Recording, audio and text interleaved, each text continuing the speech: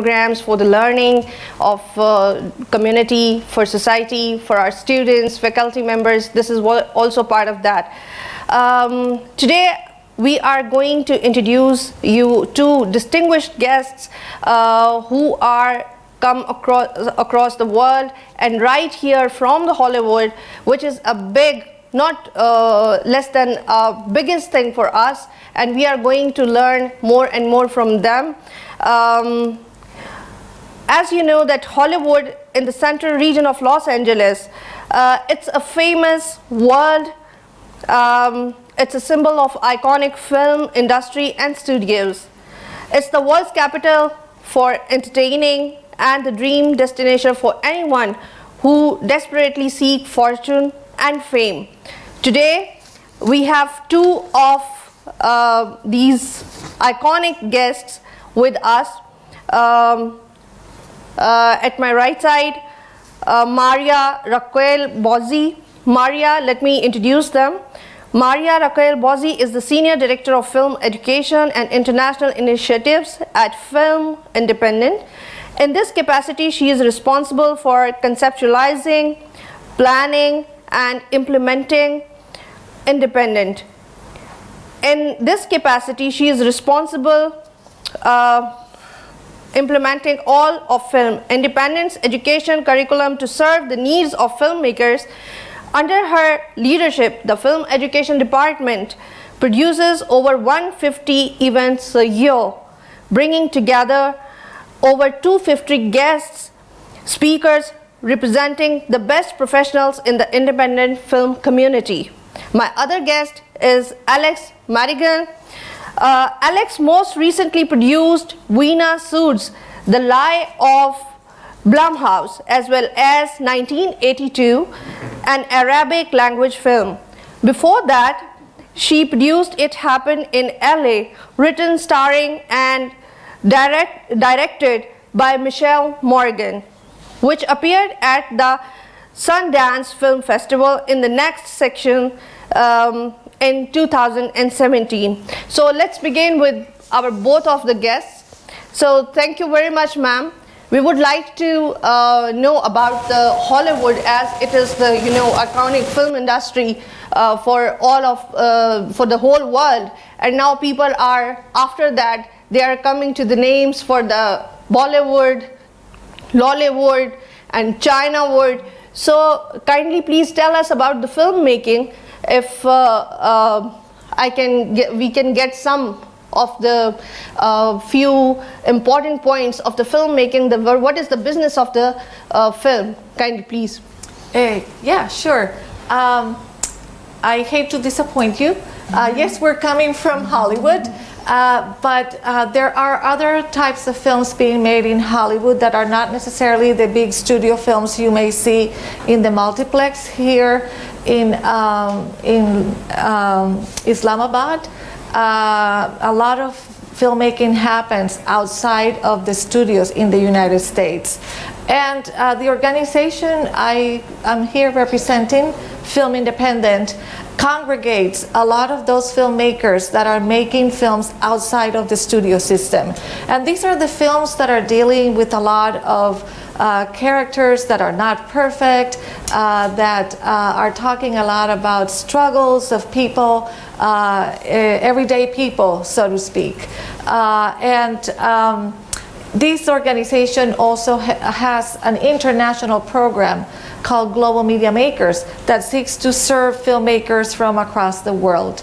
And we are here in Islamabad and in Pakistan, because we'll be visiting other cities, to meet a lot of filmmakers that may be able to participate in this program that is called Global Media Makers that we run with the United States State Department in Los Angeles. And we are also here to meet and get an understanding of how the film industry works here in Pakistan, and what the needs and the challenges and opportunities are for filmmakers here. And as part of that, we also look to see how filmmakers are trained. So hence we're here at the university. I'm so happy to be here. And with me is Alex Madigan, who represents that great talent of filmmakers that work outside of the studio systems, and she could really explain how filmmaking at the level that she works happens in the United States. So we are in Hollywood, but we're representing other type of filmmaking. Well, Alex, I would like to ask you about the filmmaking, which Maria just told us. What is that all about? Is that for the specific issues around the globe, or it is going to capture the life of different areas? What would you like to say about that?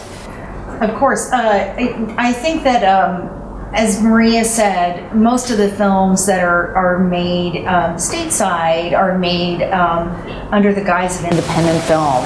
Even films that are distributed by studios, most of them are acquired after they are made and distributed in that way. So Maria and I work more in the independent arena as opposed to the studio side. Having said that, I've always been an independent filmmaker.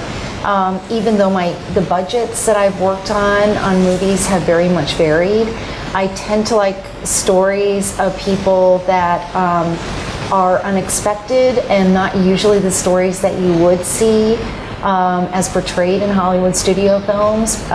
Stories of outsiders, different cultures, different people.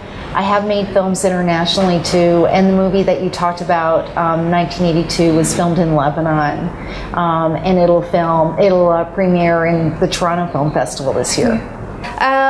And now we are going to take question answers with our distinguished guests, so that our students and faculty members who are very curious about different things of filmmaking, they can ask and learn more and more from our guests. So I would request Ma'am Zainab Dar to ask question. If Ma'am Zainab, would you like to have something to ask from our guests? Pakistan is a very dynamic and colorful country.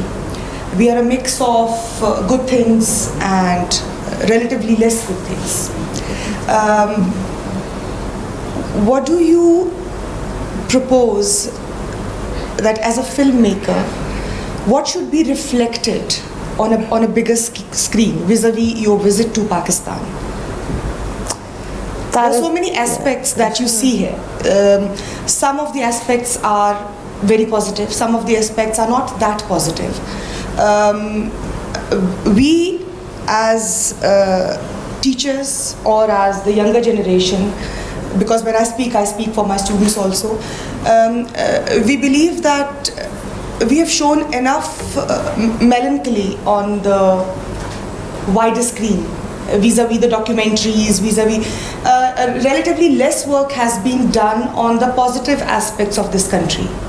So now that you're here, we would like to know what positivities have you seen so far in our culture throughout your visit in this country, and do you think that some of those aspects are strong enough to be reflected on the wider screen? Yeah, I believe that the types of stories that I would like to see and the world wants to see, or at least the world I belong to, are films that reveal some sort of truth, a truth that comes from within. And I think the problem most of the time is that the stories of many countries are not told by the people from that country. Therefore, a lot of it has to do with shock value, with being relatable in the wrong way. So I feel I'm excited to come here and meet filmmakers who are doing that. Through the program that I head, the Global Media Makers, we had a call for entries for filmmakers from Pakistan, mid-career filmmakers, meaning filmmakers who already have made some films, to submit themselves as applicants for this program that is a residency in Los Angeles. And through this application process, I was really excited to see the types of work that are being made here in Pakistan. And right now I don't remember names of some of the work that I saw, but the variety was there. The types of stories that are being told was there. And actually, there were some examples of filmmakers who had managed to navigate the very difficult balance between telling a story that is socially relevant and important with very colorful mise en scène and in a way with very commercial values that could transcend and tell a good story that is truthful and at the same time entertaining. So I think there's good filmmakers here that I am excited to meet, and I hope I answered your question. No, I agree very much with what Maria said, is that I don't think we can tell stories that, that are based in your country in a realistic manner. I think only that you can tell those. But, and like, like you, our country has some positive aspects and some not so positive aspects as well. I personally like stories depicted on film that that do portray an unexpected side of America that you wouldn't see. So those are the kind of stories that I like to tell in terms of my own filmmaking. So thank you, Alex. I would like Fayaz Raja to ask something if you want, because Fayaz Raja is basically a media person, and he is also having a very colorful, collection of his own ideas and stories, and he is basically making reports on different angles of positive and all the challenges of the Pakistan. So I would like to ask Fayaz to ask some question. Thank you, Simon. Thank you very much, Alex and Maria, for being here. My question is to Alex that how much the paperwork is important before going to the actual camera shoot. Please give some light on that, how much the camera work is important. As your question, as I understand it, is how important is paperwork before? It's about paperwork, how much the paperwork is important before going to actual shooting. That's an excellent question. I find that paperwork is incredibly important in terms of rights of a film, particularly when it comes to distribution. So I always find it very important to, one of my most important hires that I will make as a producer is the person who will manage entertainment legal, what we call it, which will essentially, it could be a whole other class, but it will be walking through aspects such as getting all the investor paperwork done, all their agreements, and then also things like chain of title, which track where the original idea of the movie came from. You need all of this paperwork in place before you can distribute your film and sell it to a distributor. So it's important to have all that there. It's part of something called a deliverable. All that paperwork is incredibly important to have handy when you are in a very thorough and very correct way before you sell your film to distribution. So that's I can't emphasize the importance of paperwork before shooting. Yes, Mr. Wagra, kindly introduce yourself first. Yeah, I'm Shabbir Ahmed Wagra. I work in the state television. My question is with Alex, being an independent filmmaker. Pakistan is also one of the country which is now having that booming media industry, and especially young media professionals are coming and they are experimenting as well, especially with the independent filmmaking. But I would like that you have such a vast experience, and as I understand from your bio that one of your film went for the Academy nominations as well. So actually, one of the major hurdle which we young professionals especially face is how to finance a non-commercial film. Because you are an independent filmmaker, and as I understand, most of your films are non-commercial films. So can you give the tips that how we can get finances for it? Because finance is one of the big problem, that how we can, especially the students, and have very good ideas that how they can get finances for their such projects which are non-commercial projects. That's another excellent question. And as an independent filmmaker, raising finance for the movies that I make, and you are totally right, they're usually non-commercial, is the biggest task that I face in making a film. I would say that as an independent producer, you have to have a tremendous belief that your film will find an audience, and an audience that will be equally passionate about your movie as you are. So I think a lot of what independent producing is selling your film. I think that in order to get most of the films that I work on are independently financed, and it's equity. So it's wealthy individuals or companies, independent companies backing the films. So what I usually do is I will prep the director, the filmmaker, and work with them to present the film in the most positive and exciting light. I will prepare a lookbook, which is, I always think, very important, with images of the film. I will get my script to the best shape possible, and I will prepare a budget that will be as economical as possible. It's the smallest amount that I feel that I can make the movie for. So once I have those all in hand, I have the selling tools to raise the financing, but you're entirely right, that's usually the most difficult aspect of my job, is to raise the financing of the film. There's no magic path to it, it's just persistence and being prepared. From students, Good morning, my name is Atikur Rahman. I would like to ask about the script. That is very important to understand. First of all, we need to understand the cultural values, the taboos, the issues of the society where we are going to make a film or writing something. So normally it happens, the success, we actually assess the success of any film production, anything, on what basis? Either the camera work is enough, the shooting is enough, or what importance or the value should we give to the script? Or should we need to have a basic knowledge about any society? Normally it happens when we when we watch some of the reports, movies in production, and we normally feel that this is something not actually compatible with our values or our societal norms, values like this. So how would you answer that the script is importance of the script, and what are the elements that we should focus on while writing a script and working on? I think that having a great script is probably the most important thing that you can have in your possession when you go and make a film. There's nothing more important.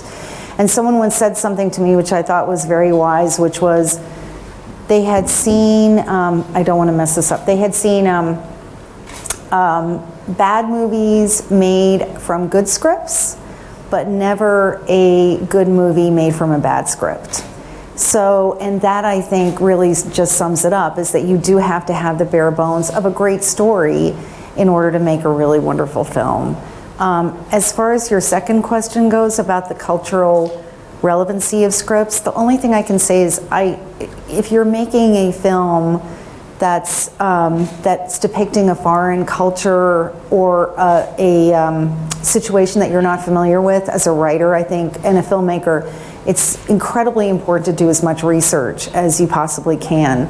The movie that this gentleman cited, which was nominated for an Academy Award that I worked on, was called Winter's Bone, and it took place in a very, very poor region in the United States called the Ozarks. And the filmmaker and writer moved there for a period of time to really get to know the people, and so to portray that group in the most realistic way, so they wouldn't be just going there and filming them in an inauthentic light. So I hope that answers your question. I think that you just have to, in difficult societal, difference of societies, you have to portray them as honestly and as carefully and as authentically as possible. thank you, Alex. Any other question from the audience, please? Yes, sir. Thank you very much. I'm Dr. Zafar Iqbal, and I would like to ask you a question about the kind of script normally the American movies are covering and the awards that are associated with those movies lately. I've come across that the issues which relate to the heroic kind of things in the United States are in West. Mostly they are awarded, I mean these movies are awarded the best of the best, you can say, the awards in the developed world. But when it comes to the kind of awards which are associated with the movies or from the movies or on the subjects that are from the East, these are somewhat you see at the very low level. For instance, Slumdog Millionaire. You see, that's a story about someone who is living in a very downtrodden area in India. And that is the movie which has been taking probably a lot of awards in the United States. And if you can take a movie from Iran, someone who has been fighting for the rights of the minorities over there, so that movie was even given, but not like the All President's Men or All Goods Men in the United States. You see, the subjects are very important.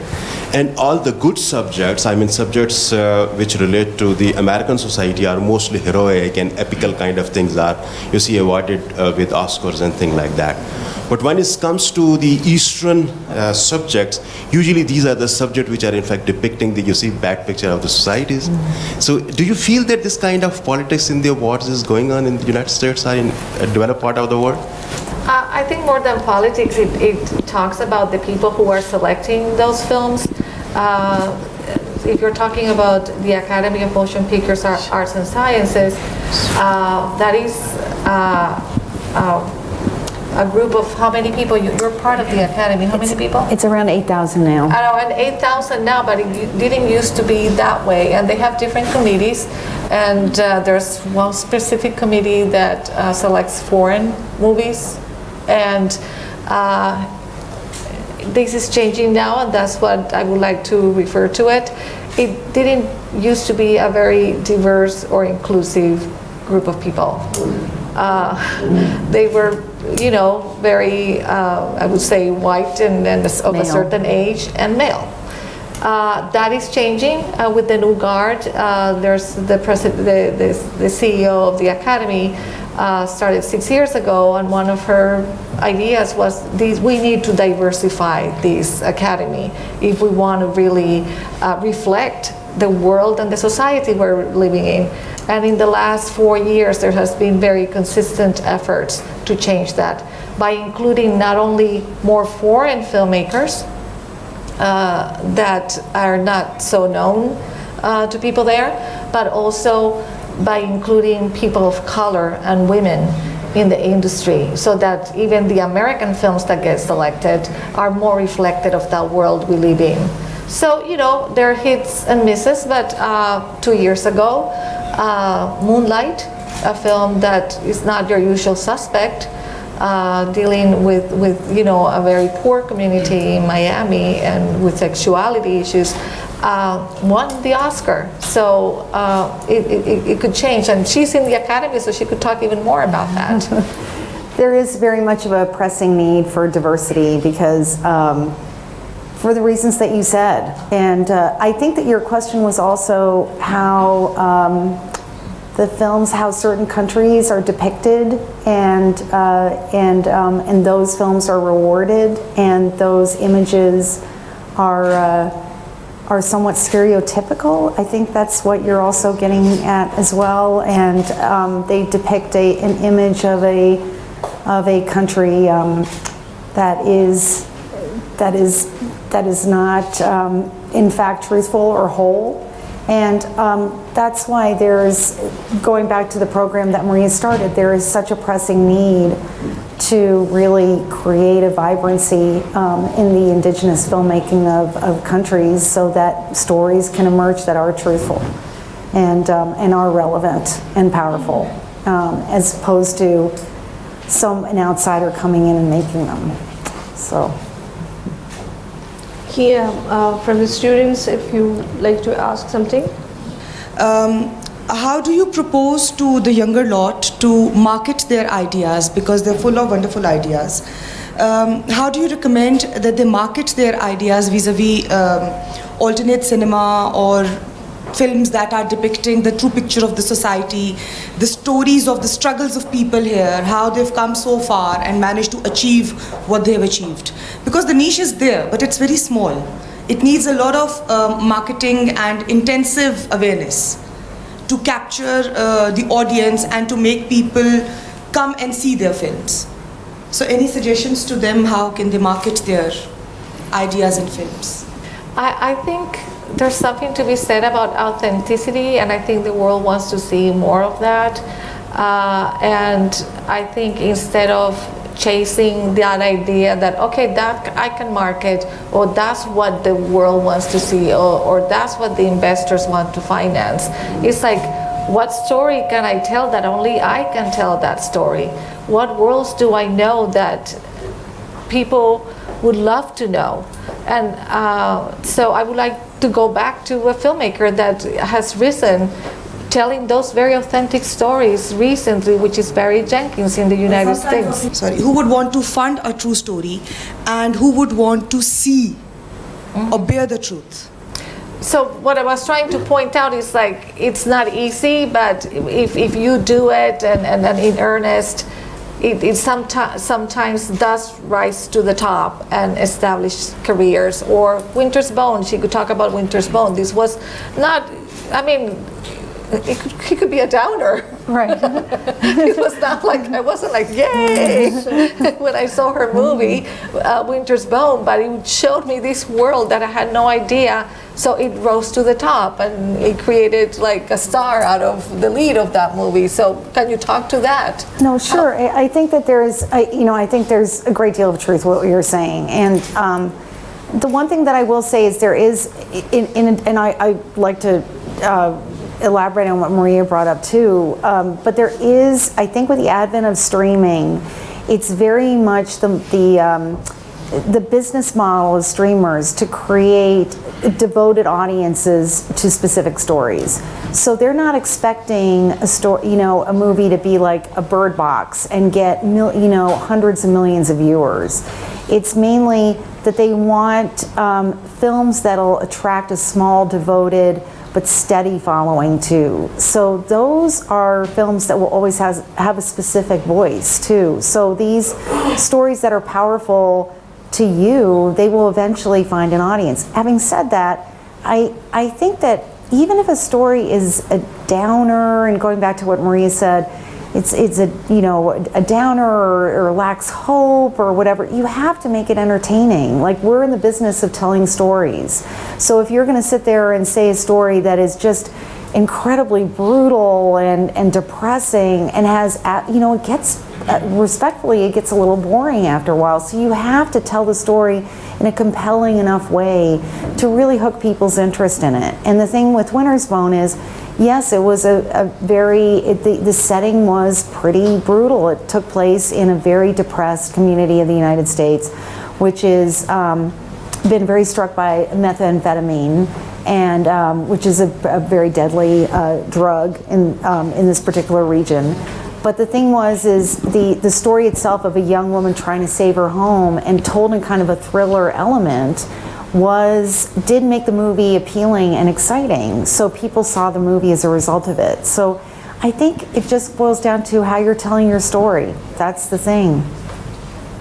The senior here in media department, I had a question like, for a short documentary, basically if we are documenting on somebody's life or how he has spent his life, what kind of research or what kind of time should we spend on making that short documentary? Because for a short documentary or a documentary, you have to like research and you have to like spend your time before the shooting and before everything you have to do. You have to like research on his life. So how much do you think that we should do on that person specifically? I think I personally have made a couple of documentaries. I think you have to immerse yourself in that world that you want to depict, to the point, I mean, when you immerse yourself in the world, you find out what the story is. Showing up to a place and just starting to shoot with no purpose could be very costly, to say the least, and will not lead to a good story. So I think the research for me is immersing yourself in the world, so you could begin to understand what is the story here, who are the characters that help me tell that story better. So if you go to a community, you hang out with that community and you start meeting people that you realize will allow you to tell the story of that community, if that's the purpose, right? Who are the main voices that could bring across what you want to talk about in that documentary? So I would spend a long time within that community asking a lot of questions, asking questions all the time to people, and so that when you turn on the camera, you have a purpose. You're not just chasing wherever the story is, because then your story will not have a focus, or your documentary will not have a focus. So that's Great. Alex, I would like to ask you about that when you make a film, so how do you structure your work? That what are the basic steps? From where do you start, and what is the fruit or outcome? How do you see the outcome when you start it? You know, I think you can never really know what the outcome's going to be, and I want the outcome to be as successful as it can be, but a lot of times I find that filmmaking is alchemy, and you just never know what you're going to end up with. And sometimes you can end up with something that far exceeds your expectations, and then other times you will end up with a movie that for some reason or another, and it's so hard to predict what that might have been, is flawed. I think, as going back to what this gentleman's question was, in terms of it's best to start with a great script and to really focus and spend, sometimes I have to say, years developing a really great script with a writer, and from there finding a filmmaker, then finding cast, then doing a budget, then finding finance, doing the paperwork, finding financing, and then those are the steps that will eventually get you into production. So that's essentially packaging the whole project, and that's usually what an independent filmmaker will do. Yeah, my question is with both of you, because one remained with the training and one have like an award-winning filmmaker.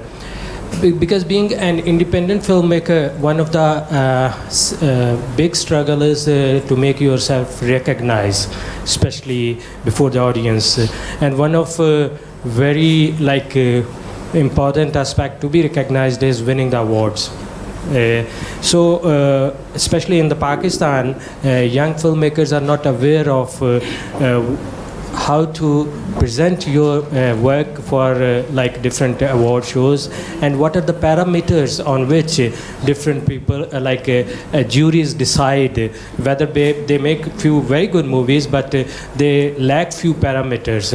Because Alex, you are associated with the academy as well, so if both of you can tell us, being the students of media, that how to send our movies, and when we are planning it or we want to make it, then what are the specific parameters which are important to be considered in some nomination or somewhere? Okay, so I will talk about our organization, Film Independent, also has an awards program called the Independent Spirit Award, which really happens the day before the Oscars, and a lot of the times there's a lot of overlap because the best movies are being made independently, as Alex said. So for the students first, you just don't submit your film to these awards. I think it starts by attending festivals, so that's the first step. So I would encourage students to research film festivals. Most film festivals do have websites that post their programs. So look at what type of films they're showing. That will be it's kind of a research project. See what festivals are out there, where, for example, where the work of filmmakers from Pakistan is being exhibited the most, which festivals are the most important for, first regionally, then internationally, what film festivals are most likely to show films by people from Pakistan, for example, Cannes or Toronto, or even Sundance, to a lesser respect, are showing films internationally. And then on the regional front, then there's many other festivals. So starting with festivals, I think, and then being noticed at the festival stage, because the festival is where also films could be noticed by other programmers from other festivals, and then by distributors, and then they rise to the top of awards. So I wouldn't start applying to an award. In fact, you know, some awards, like for example the Spirit Awards, you can't apply to it if you have not attended certain types of festivals. So Alex, what about the Academy? Yeah, I think, you know, I think you can't really ever know what movie you're working on is going to rise to the top. It's so perplexing. And so I never make a movie thinking, oh, this movie's going to win a lot of awards, because you just never know. And the thing with the movie that I did work on that did get awards, you know, consideration, this was a movie that when I first started showing it to foreign sales companies, you know, basically people to take on the film and sell it to foreign companies, I heard, this is so depressing and bleak, no one's going to see this, it's just, you know, so if someone had told me during that time this film would be nominated for an Academy Award, I would have been shocked. So you just never know what a film's life is going to be. And I think you really just have to make movies that have stories that inspire you personally, and then kind of take it from there. I don't think you can bank on any sort of award. I don't think you can predict what movie is going to capture the Academy's attention or the Independent Spirit Awards attention, because there's so many factors that go into that. Sometimes movies come out and they're just extremely relevant at that time, and that will get awards, you know, consideration too. Like Moonlight, for instance, that was, you know, it was largely African American cast. It was entirely African American cast, and it came out the year after the Academy got a tremendous amount of pushback for all of its nominees being entirely white. So Moonlight was an absolutely beautiful movie, and it deserved every single awards consideration and wins that it got. But at the same time too, it was released at a very specific time that kind of really helped the movie rise to the attention that it did too. I'm sure you're familiar with our cinema, with our production, so I request your input on the basic, how do you see it? Do you think it needs betterment, or do you think it's already good? Do you think it needs betterment, or do you think it... To be honest with you, I'm not that familiar with Pakistani cinema. Why do you think that is? I'm beginning to, well, because we get very rare opportunities to see it. It doesn't travel that much. It's not that I can choose to see a Pakistani movie in the United States that often. I'm beginning to get more acquainted, and that's why I'm here for this program. And I feel I am very impressed right now with the quality of the work that I have seen here. But one thing that I have heard as I have been working on this program is that filmmakers need to perhaps work together more as opposed to compete with each other, and create this nurturing environment that I feel it's required for filmmakers to thrive. So I would speak to a lot of filmmakers in the United States. They have each other as a support system. You know, they rise up together, and they're asking each other for feedback and opinion on the work. And I think that is essential when you are sharing your work with people before you go out to shoot your movie. Like, what do you think? Get feedback before you shoot the movie, and not feel intimidated that you're sharing something before it's done. Kind of having a support system, I think that's the most important for filmmakers to thrive. Mm-hmm. Alex? I very much agree with Maria. I think she summed it up perfectly.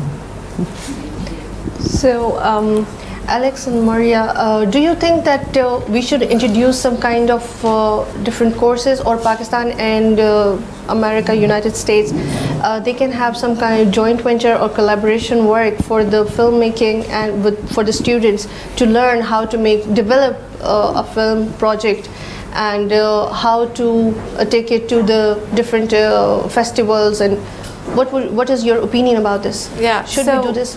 So the program that I run, Global Media Makers, seeks to do just that. The program is 4 years old. The first 3 years of the program we worked in the Middle East. We continue to work in the Middle East. We're just growing the program now to South Asia, and it seeks to do exactly that.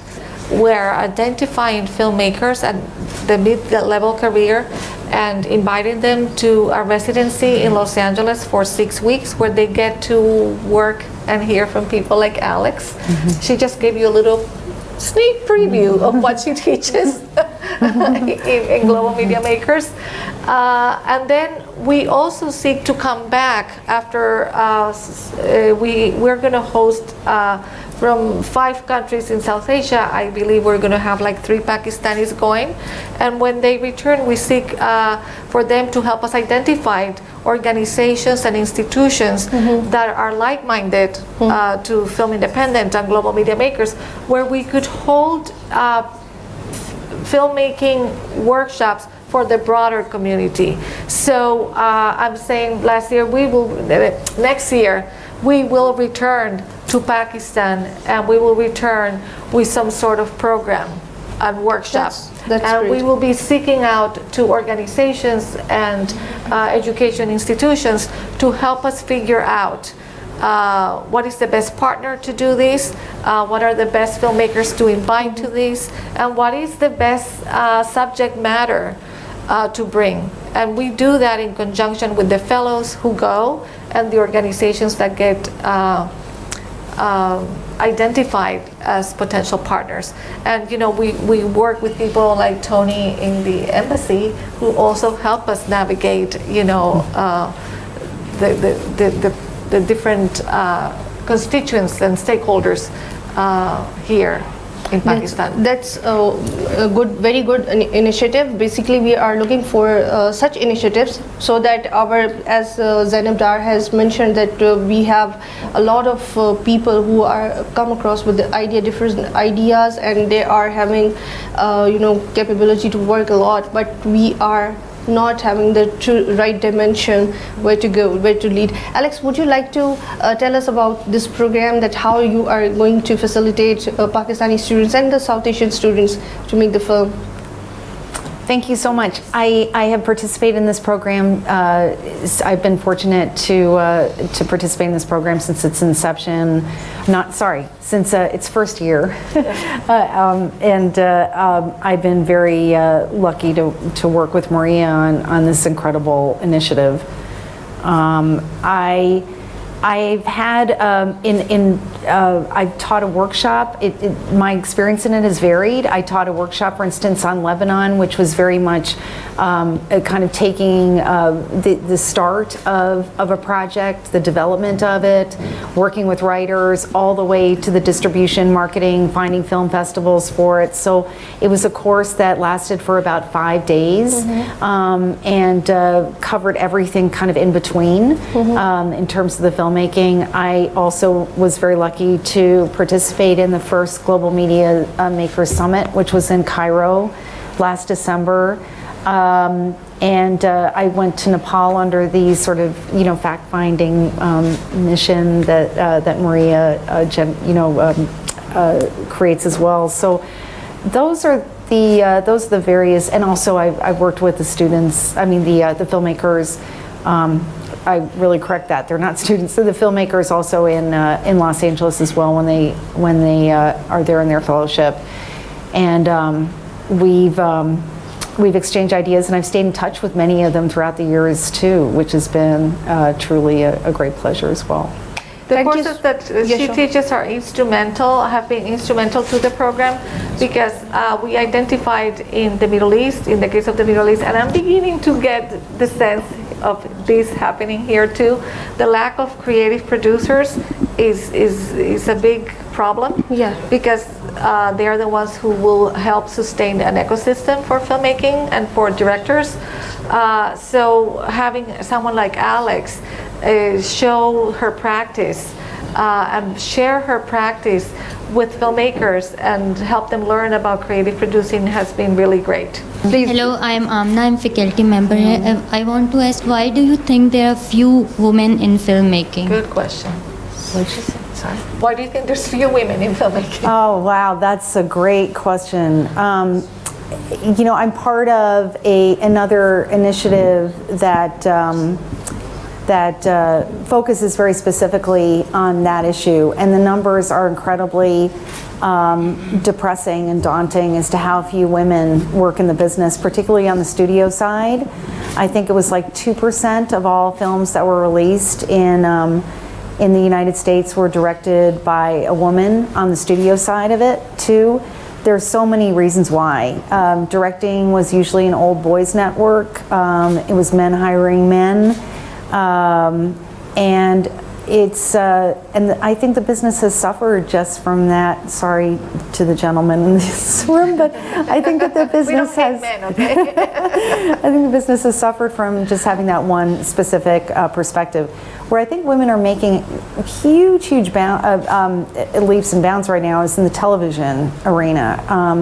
And what's exciting to me is that there are so many initiatives where television production companies and powerful television producers who will say half of the directors on this season have to be women and mandate that. So there are women really making great quality television right now. And those are the women who are also, they're pulling a lot from independent filmmaking too. So independent filmmaking is also becoming kind of a place to start off as you know, a director if you're a woman, and then going into television, which is lucrative and provides a ton of, you know, great opportunities. So it's systemic, it's bias, there are many reasons as to why that exists, but hopefully I think there are a lot of eyes on it now that situation will change. Thank you very much, Maria and Alex, for this wonderful discussion with our audience. Well, in Pakistan, we have Academy Award, and that is the only lady who has got that Academy Award, Sharmeen Ubaid Chinnai. Of course, we cannot forget her, and we cannot leave her name over here. Thank you very much for the audience and my guests. I would like to thank you all. Inshallah, meet you again. See you. Allah Hafiz.